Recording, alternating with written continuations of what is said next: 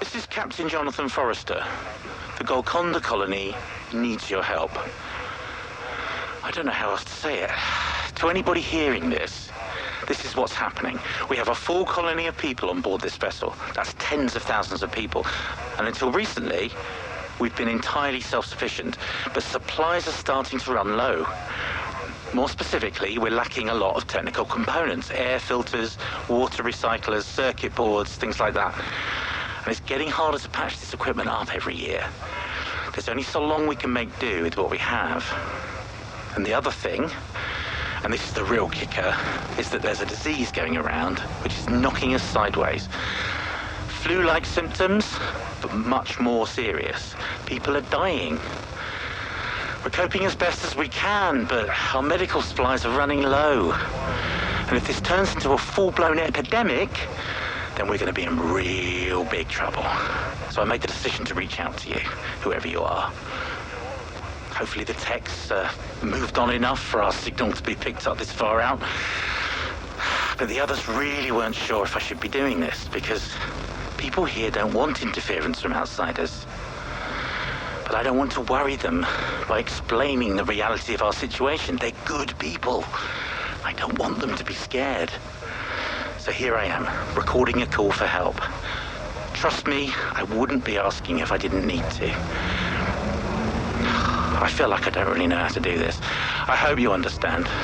It's been a while. Captain Jonathan Forrester, signing off. This is Dr. Shay Tandis. Captain Forrester has asked me to summarize the situation on board the Golconda, particularly in regards to a recent outbreak of disease. I must preface this by saying that any attempt to summarize the situation feels inadequate. There is so much to say about the symptoms, the development of our detection methods, and existing treatment philosophies. Nevertheless, I will attempt to speak concisely for the purpose of this broadcast. The disease, known colloquially among the people as the wasting kiss, is a mutated strain of viral nasopharyngitis. One of the drawbacks of living in an atmospherically self-contained structure for hundreds of years is that illness tends to linger. We can't very well sterilize a ship of this size, and with each generation these illnesses adapt to remain virulent. This one particularly so. Antiviral treatments aren't particularly effective, merely delaying the disease's progress. We have confirmed 6 deaths in the past month attributable to the disease. Our medical supplies are somewhat limited, adequate for maintaining health and the occasional serious illness or accident. In the event of a full outbreak, with hundreds of patients requiring treatment, we may be forced to resort to measures such as full quarantine and isolation. When the captain first suggested opening communication with outsiders, I must confess to a certain hesitation. On reflection, it would seem the logical decision for the well-being of the crew. One can only imagine what pharmaceutical advancements have been made over the last millennia. The possibilities are fascinating. Rick Blanchard, Security Chief of the Golconda. First things first. The safety and protection of the people aboard this ship is my primary objective. During my tenure, we've reduced the rate of crime aboard this vessel by 32%. Violent crime is rare, and there hasn't been a murder in over 6 years. My team are well-trained and do this ship proud in how they address the very specific demands of the Golconda. You might think an isolated, spacefaring colony of thousands with no horizons, seasons, or other planetary benefits would have gone mad and initiated some kind of mass tragedy. Well, not on my watch. Which is why I need to be clear in my opposition to the captain's decision to send out a distress call. Humanity doesn't enjoy a stellar record of respecting the rights and well-being of indigenous communities. Hell, we don't know what humanity is anymore past the confines of this 1,000-year hull. The risks outweigh the advantages. I'll follow the captain's order, because he's not let us down yet. Got a good mind, that one. But I'm asking whoever hears this message to understand that we're looking for a trade of goods and resources only. Communication with the general populace of the Golconda is forbidden. Messages regarding developments outside of the Golconda is forbidden. Direct contact between outsiders and Golconda colonists during an exchange of cargo is forbidden. We've always dealt with hard times ourselves. If it were my call, we'd deal with this by ourselves too. This is Aaron Gray of the Golconda. It's my responsibility as custodian to manage the needs of our people and ensure that everyone is fairly represented. I'm recording this message to satisfy the curiosity of anyone who may respond to our distress signal, I suppose. Truth be told, I'm not sure what to say. We're more than just a colony, you see. We're a family. Whenever a challenge is put in front of us, we resolve it together.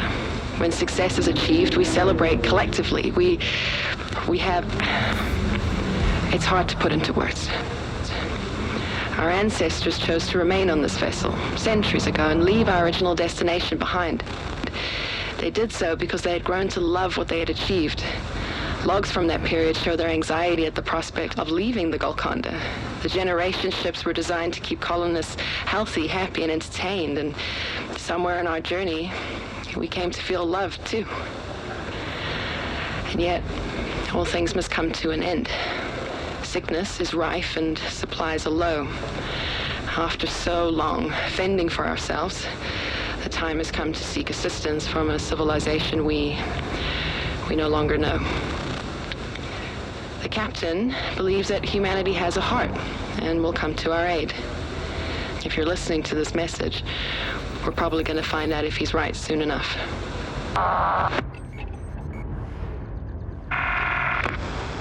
Thomas Cobb, Chaplain. I serve the Golconda, and the Golconda embraces me. Long ago, I would have been called a priest, somebody authorized to provide guidance according to the rules of a religion. That's the role my predecessors fulfilled, at least. Eventually, the old texts were set aside in favor of a less rigid spiritual philosophy. Being able to view the entire nebula over breakfast inclines one towards the contemplative. There are few things more reformative than a sense of complete insignificance. Now, my role is to show my brothers and sisters that we are all important. Each of us has a role to play. We cannot concern ourselves with the scale of the stage.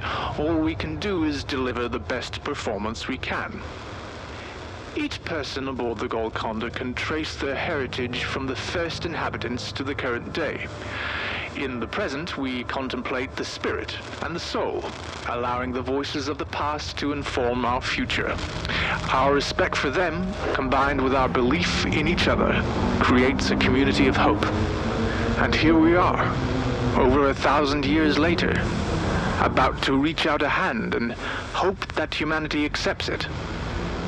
What lies in store for us, I wonder? What lessons have been learned from history? While I am nervous at the thought of outside assistance, I must admit, the question intrigues me. What did we become? Rockford.